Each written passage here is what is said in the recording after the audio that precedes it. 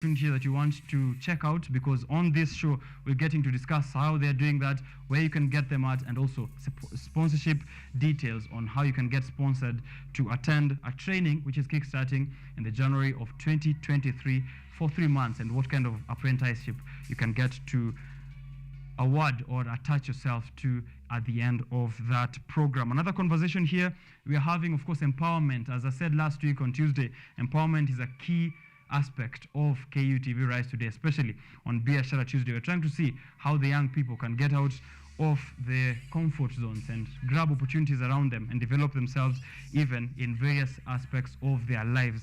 And we are going to be speaking with Stephen Kibe here, who's the founder and chairman of Young Stars Pioneers Kenya. They have been doing a lot of programs, outreach programs, mentorship programs as well, and also even trying to secure some economic opportunities for the youth. How are they doing that? How can you plug yourself to some of the work that they are doing there at Young Stars Pioneer Kenya? That, of course, will be here on the show all the way to 10 in the morning. So it is an exciting morning on KUTV Rise Today. You can tell us how you're feeling, how it is around you, who you want to tune into the show, and you can use the KUTV Kenya handles at KUTV Kenya, or you can tag me on my personal handles at Richard_OKENYE. Use the hashtag Biashara Tuesday, and I'll see your comment, your feedback. Interact with us on the live session or the live stream that will be there on YouTube and also on Facebook, KUTV Kenya. Right about now, I'm going to go out to the roads and take a look at Ma3 route and see what is happening there. How can you get faster to work? Alternative routes. Which kind of traffic conditions are you expecting as you go on with the day? And then we'll be getting back to more business on Biashara Tuesday. So you have an exciting show up ahead. My name is Richard_OKENYE. I'll be your host, and welcome.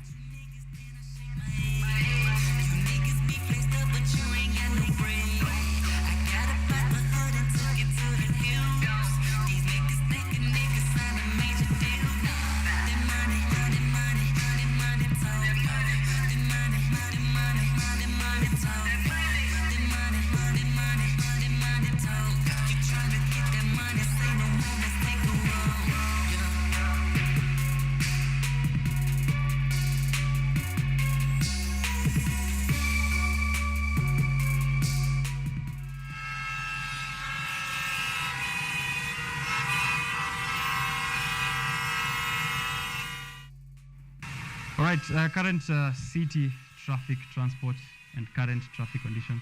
Have I confused myself?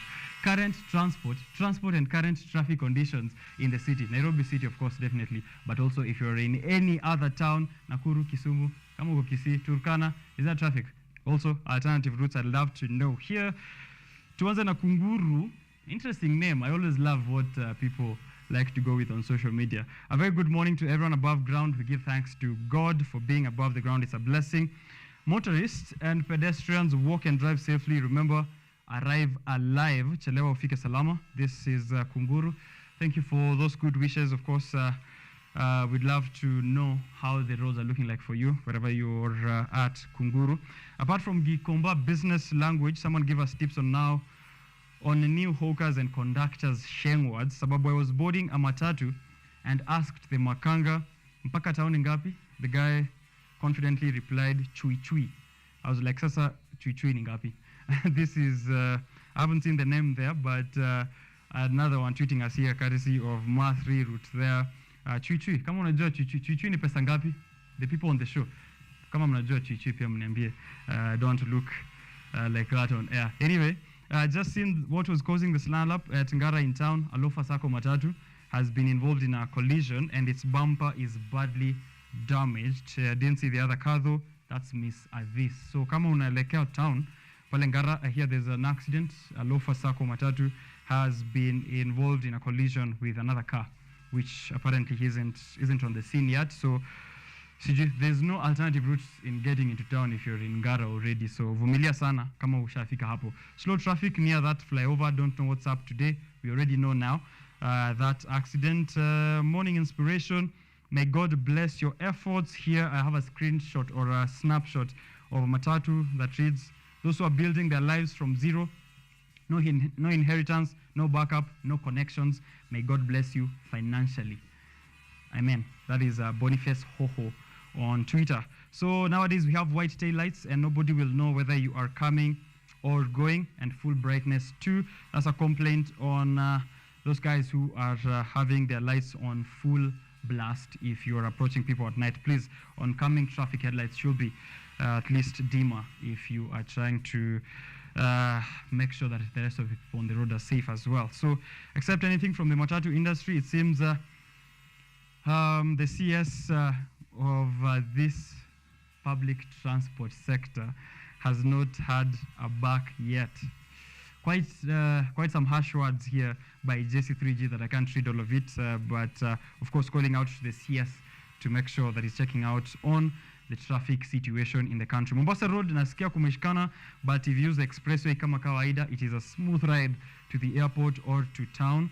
So wale watu ambao wako Syokimau wanataka kuelekea Syokimau, that's the information that you get. Nakuru Nairobi highway, it's a clear road since yesterday night.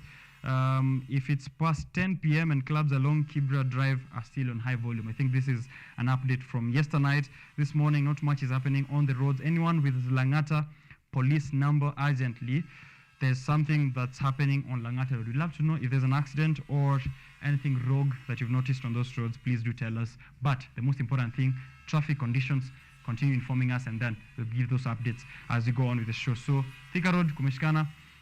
From Ngara, Kiambu Road haven't received any update. Mombasa Road tight, Langata Road kumeshikana sana. If you're outside Nairobi pia tuambie. What kind of weather are we expecting into this particular day?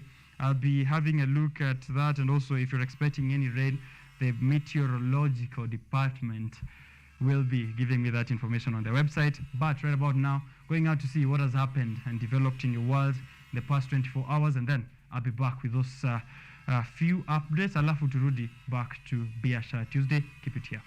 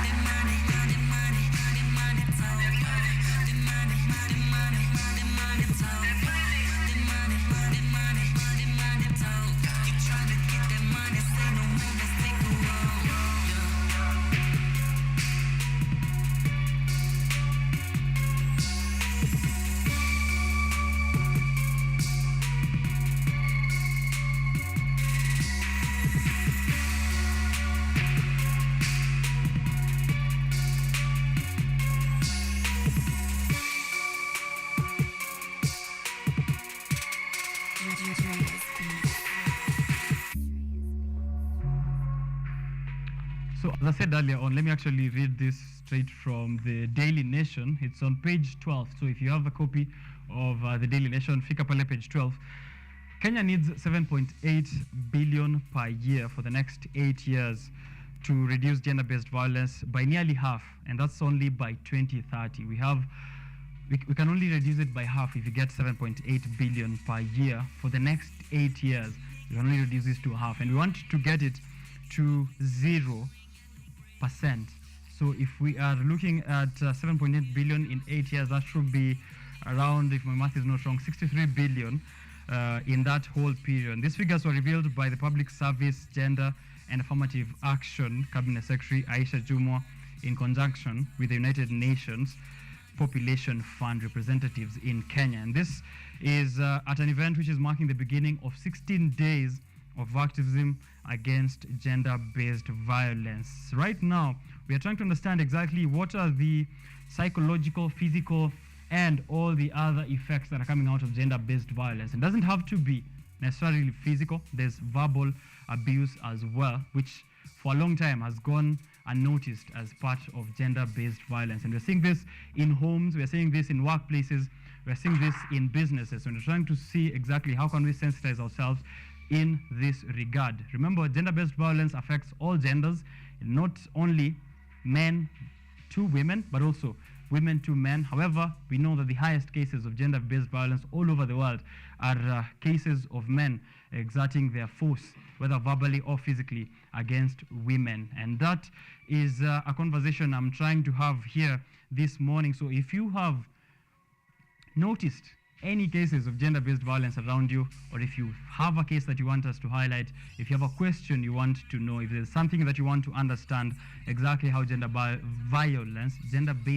violence works, and what are the helplines, how exactly can you receive help if you're a victim, or if you think you're going to fall victim to gender-based violence. Faith Ann Nyagishuhi, she's going to correct me if I'm wrong, but she'll be joining me here. She's an advocate in matters of gender-based violence, and I'll be introducing her in a short while, so don't go too far. That conversation is about to kickstart here on KUTV Kenya. Take advantage of the social media channels at KUTV Kenya, at Richard_Kenya, and also SMS/WhatsApp numbers pale. I'll see all your comments, all your questions, and then we'll be discussing them as we go on with this conversation. KUTV Rise Today, we'll be right back.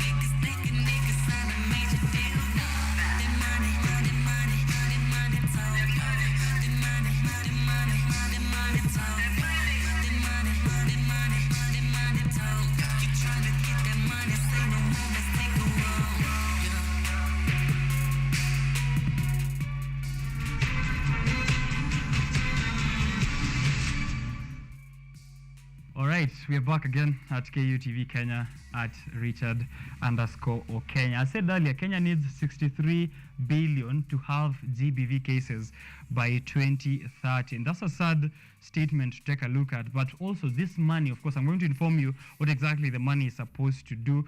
Sensitization, of course, and also giving empowerment and psychological support to survivors and those who are at risk. But before we get to government interventions, what are the small steps that you can take around you to ensure that you are also advancing this cause in towards ending gender-based violence? 16 days of activism against gender-based violence. And what exactly does it entail? What exactly do the 16 days entail? How can you participate in a small way, in a big way? That's a conversation that Faith Ann Nyagishuhi, an advocate at Respect, also joining here for the first time. And I'm going to allow her, of course, to introduce herself, the organization that she works with, and also how exactly he is going to be involved in the 16 days of gender-based of activism against gender-based violence, and then we can get back to the rest of the questions that you might have here on the show. Faith, take it away. Okay. Hello, my name is Faith Ann Nyagishohe. I'm an SRHR advocate, volunteering with Team Respect, reproductive and sexual health program for Kenyan teenagers. Also a bona fide student of Kenyatta University. Ooh, Yeah. okay. I love when they say bona fide student of Kenyatta University. It's proud to be, it's good to be proud of Yes. where you went to school with. So now, for the next 16 days, maybe if you can start with a general outlook. 16 days of activism against gender-based violence it's not a thing that started this year. It's been there for a couple of years now. Yes. So maybe generally in the 16 days, what usually happens? So in the 16 days of gender-based violence activism, we we try to raise an awareness, and we also try to demystify the myths that bring about gender-based violence. And also within those couple of days, there are so many days that are celebrated. We also have, it starts all the way from 25th November all the way to December 10th, 11th, yeah. And we have even international days like of HIV, where we try to remember people who have suffered HIV or have been affected or infected by HIV. We also have the International Day for